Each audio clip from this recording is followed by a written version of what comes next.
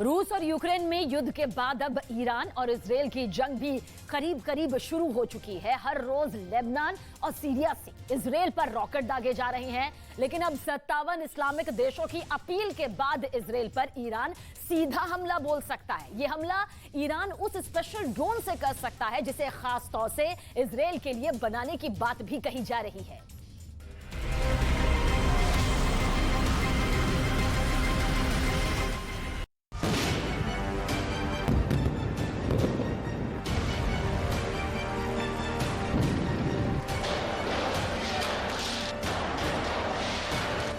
Israel और फिलिस्तीन में जंग के नए अध्याय का आगाज हो चुका है। वेस्ट बैंक में ये आग और धुआं मिडिल ईस्ट में तनाव की सबसे नई तस्वीर है। ये पथराव फिलिस्तीन के लोगों ने किया तो जवाब में इजराइल की सेना ने आंसू गैस के गोले और ग्रेनेड दागे। इस झड़प में फिलिस्तीन के करीब 200 लोग जख्मी हुए तो इजराइल के कुछ सैनिक भी चोटिल हुए।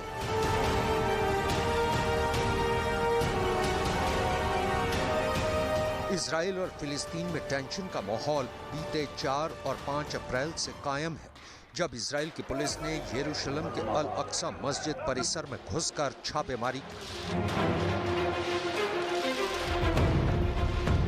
वो घटना कैसे अब पश्चिम एशिया में महायुद्ध की वजह बन गई है, कैसे इस वाक्य के बहाने ईरान समेत 57 इस्लामिक देशों ने इजराइल को सबक सिखाने की कवायद शुरू कर दी है, आपको आगे दिखाएंगे। अभी आप यरूशलेम के अल अक्सा में अल किल्बी मस्जिद के सामने का ये मंजर देखिए, जहां हथियारों से लैस इजराइल की पुलिस चप्पे चप्पे पर तैनात है। वार पलटवार का सिलसिला लगातार जारी है। शुक्रवार को फिलिस्तीन के हमलावरों पर 2 इजरायली बहनों की हत्या का आरोप लगा तो जवाब में इजराइल ने भी वेस्ट बैंक पर कहर बरपाना शुरू कर दिया। इस दौरान फिलिस्तीन के मुताबिक इजराइल की गोलीबारी में 15 साल का एक लड़का मारा गया। इजरायली बहनों के कातिलों की तलाश में इजराइल की सेना और पुलिस लगातार एक्शन में है। फिलिस्तीन और इजराइल में दुश्मनी का आलम यह है कि सिर्फ इस साल जनवरी से लेकर अब तक फिलिस्तीन के हमले में 19 इजरायली लोगों की मौत हो चुकी है, जबकि इजराइल के हमले में फिलिस्तीन के कम से कम 92 लोग मारे जा चुके हैं। पिछले मंगलवार और बुधवार को अल अक्सा वाली घटना के बाद इजराइल पर ताबड़तोड़ रॉकेट दागे गए तो जवाब में इजराइल ने गाजा, लेबनान और सीरिया पर पलटवार किया। इजराइल के मुताबिक 9 अप्रैल को सीरिया की तरफ से 6 रॉकेट दागे गए। ऐसे में उसने भी सीरिया को करारा जवाब दिया। इजराइल की सेना के मुताबिक उसके लड़ाकू विमानों ने सीरिया के मिलिट्री ठिकानों पर जवाबी हमला किया। אינני יכול לספר לכם את כל מה שאנחנו עושים, אבל אנחנו עושים המון. בסוריה פעלנו נגד מטרות איראניות ומול מטרות של המשטר הסורי. משטר אסד כבר יודע שהמחיר שגבינו הוא רק ההתחלה.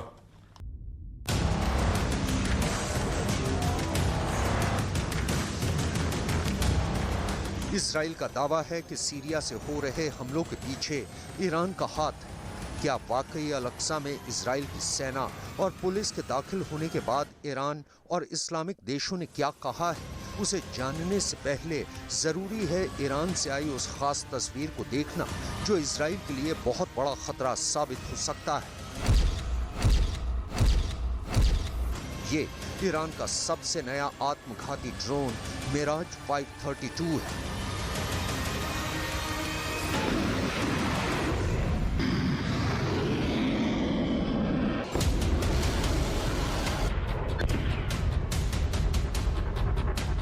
ईरान के कामिकाजी ड्रोन शाहिद 131 और 136 रूस की तरफ यूक्रेन में कहर बरपा रहे हैं।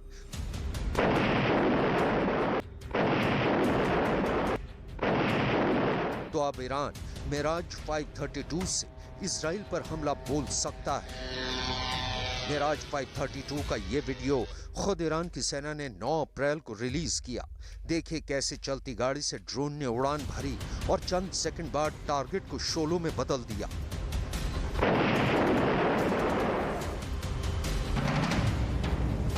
मिराज 532 पिस्टन इंजन ड्रोन है। इसकी रेंज 450 किलोमीटर है। ये ड्रोन 12,000 फीट की ऊंचाई तक 3 घंटे तक उड़ सकता है। मिराज 532 ड्रोन 50 किलोग्राम के वॉरहेड के साथ उड़ने की ताकत रखता है।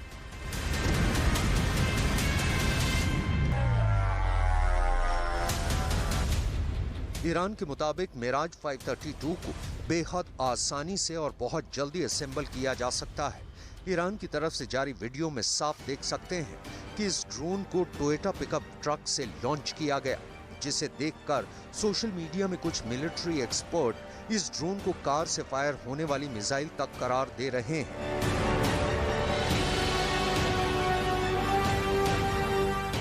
ऐसे में अब सवाल ये है कि क्या ईरान मिराज 532 के जरिए इजराइल पर हमला करने वाला है?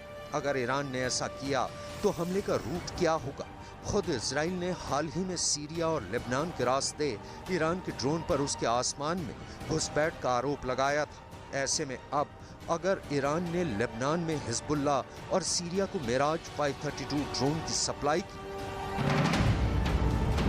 तो क्या हिजबुल्ला लेबनान से कुछ इसी तरह से इजराइल को निशाना बनाएगा, या फिर सीरिया से ईरान का मिराज 532 ड्रोन इजरायली टारगेट को तबाह करेगा?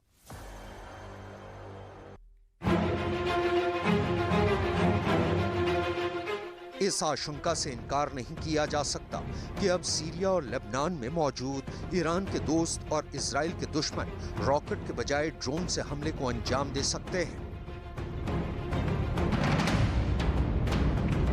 ईरान के पास इस वक्त 10 अलग अलग तरह के आत्मघाती ड्रोन हैं, जो बहुत कम ऊंचाई पर उड़ान भरने के साथ रेडार को भी चकमा दे सकते हैं और किसी बैलिस्टिक मिसाइल की तरह टारगेट को तबाह कर सकते हैं।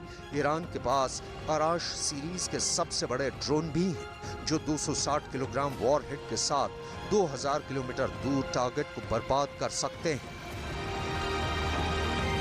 डायरेक्ट वॉर से पहले प्रॉक्सी वॉर की सूरत में ईरान अपने अराश ड्रोन से भी इजराइल को निशाना बना सकता है। वैसे इजराइल के अखबार द यरूशलम पोस्ट का दावा तो यहाँ तक है कि ईरान ने इजराइल के खिलाफ कई मोर्चों से युद्ध का आगाज भी कर दिया है। इजराइल के मुताबिक बीते एक हफ्ते में लेबनान, गाजा और सीरिया से उसकी तरफ बेहिसाब रॉकेट दागे गए हैं। इन हमलों में हमास, हिजबुल्ला और इस्लामिक जिहाद जैसे संगठनों के हाथ हैं, जो ईरान के कट्टर समर्थक हैं। جهاد اسلامی حماس دیگه با سنگ و چوب با رژیم صهیونیستی نمی جنگند.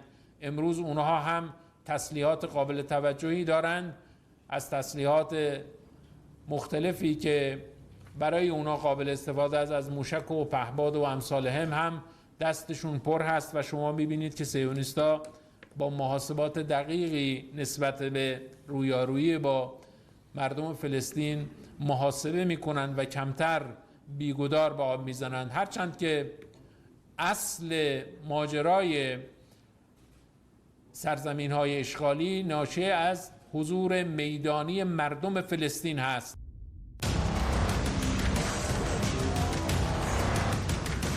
कहा जाता है कि ईरान हमास और हिजबुल्ला को वित्तीय मदद के अलावा लंबी दूरी के रॉकेट भी मुहैया कराता है।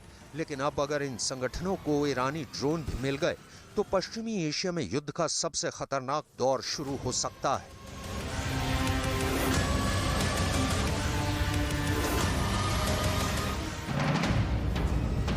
जिसका ट्रेलर बीते हफ्ते उस वक्त दिखा जब सीरिया से इजराइल की तरफ ड्रोन लॉन्च किया गया था। इससे पहले मई 2021 में भी ईरान ने इराक से इजराइल की तरफ अपने ड्रोन को लॉन्च किया था।